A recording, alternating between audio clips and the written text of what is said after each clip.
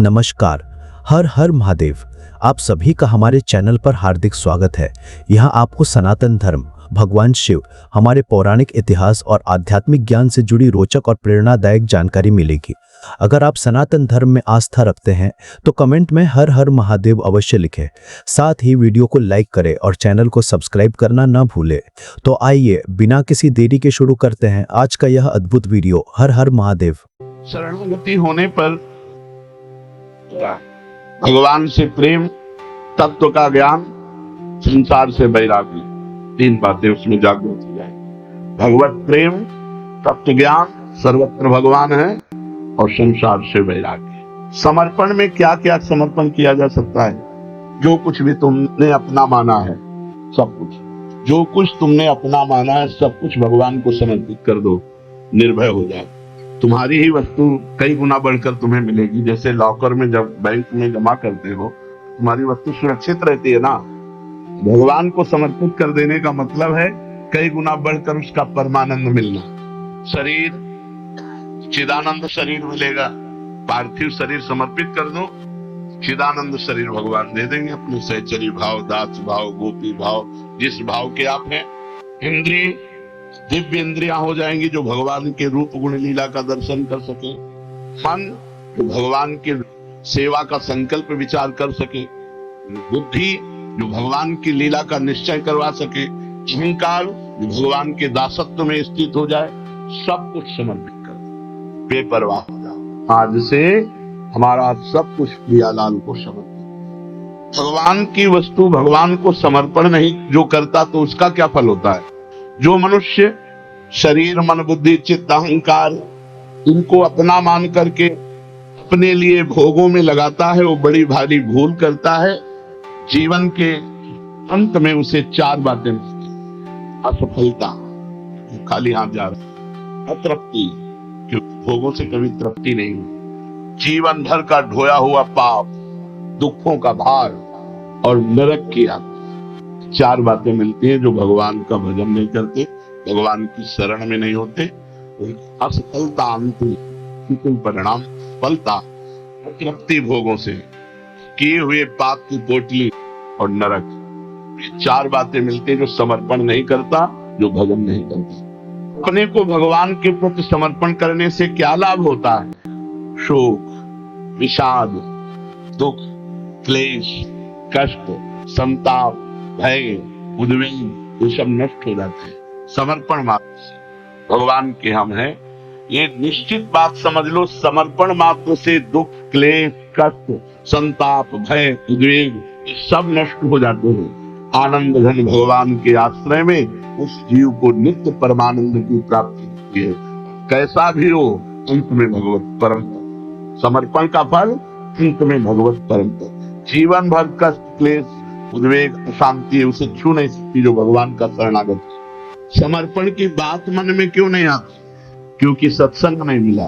श्रवण सुजस सुनि आयो, प्रभु भंजन भव भीर, त्राहि त्राहि आरति हरन, शरण सुखद रघुबीर। शरणागत को सुख देने वाले हे रघुनाथ जी, त्राहि माम त्राहि माम। आपका यश सुन करके आपकी शरण में मैं आया। जब तक भगवान की महिमा सत्संग में सुनने को नहीं मिलती, तब तक शरणागति का भाव उदय नहीं होता। और जब तक विपत्ति नहीं घेरती, तब तक असली शरणागत नहीं होती। जैसे गजेंद्र जब हार गया, देखा पूरा परिवार गया छोड़कर, मेरे में भी बल नहीं रह गया, अब ग्राह मुझे घसीट ले जाएगा, तो शरणागत हो गया। जब द्रौपदी ने देखा कि पूरी सभा, पांडव भी कोई साथ नहीं दे रहे, मेरी भुजाएं थकित हो गए, अब मैं दांत से भी नहीं पकड़ सकती, हा गोविंद द्वारिकावास। जीव शरणागत तब होता है जब या तो भगवान का सुयस सुनने को मिले सत्संग में तो शरणागत हो गया, या भारी विपत्ति घेर ली और कोई बल नहीं रह गया तो सुनेरी मैंने निर्बल के बल ना। जिसका कोई बल नहीं वो भगवान के आश्रित, भगवान के समर्पण। समर्पण में मुख्य बाधा क्या है? अपने को योग्य समझे। साधक के अंदर एक अयोग्यता बैठी रहती, भाव मेरे अंदर वो बात नहीं जो होनी चाहिए। यही शरणागति का लक्षण है। और जिसको ये मैं योग्य हूँ, शरणागत नहीं हो सकता। पहला, अपनी योग्यता का बोध होना। मैं योग्य हूँ, ये शरणागति में बाधा है। दूसरा, कोई पद मिल जाना बहुत हानिकारक है। कोई पद, लौकिक पद मिल जाना, ये भगवत प्राप्ति के लिए बहुत बाधक है। कोई भी पद मिल जाना सम्मान वाला, अगर पद है तो अहंकार नहीं तो कोई परेशानी नहीं। जैसे अम्बरीश जी चक्रवर्ती सम्राट हैं, तो सावई मना कृष्ण पदारविंदयो, उनका मन भगवान के चरणों में है, तो उनका चक्रवर्ती सम्राट पद भी भगवान की शरणागति में विघ्न नहीं है। अगर पद का अभिमान है, कोई भी, चाहे सधुवई के पद हो, चाहे सांसारिक पद हो, तो शरणागत नहीं हो सकता। जो पद है ये शरणागति में बाधक है। संपत्ति, वैभव, अगर उसका अभिमान है, अपनी बुद्धि चातुरी पर विश्वास, ये शरणागत नहीं होने देगा। और देहाभिमान, देह में बल, देह भाव का बल, ये शरणागत नहीं। तपबल, तपबल और बाहुबल, चौथो बल है दाम, शूर किशोर कृपा सब बल हारे हारे। जब तक संपत्ति का अभिमान है, पद का अभिमान है, विद्या का अभिमान है, योग्यता का अभिमान है, देने का अभिमान है, तब तक शरणागत नहीं हो सकते, न गुरु के न भगवान के। हरि रूठे गुरु शरण है, गुरु रूठे हरि नाय, खिलवाड़ नहीं है। आपका अभिमान हो जाएगा तो भगवान शंकर भी कहते चलो चलो काकभूषण जी के पास जाओ। उमा जी ने कहा आपने क्यों समझा दिया, आप ही समझा देते गरुड़ जी महाराज। कीन हो इस कबहू अभिमाना, सुख हो अंचा कृपा निधाना, रघुपति कृपा मरम मैं पावा।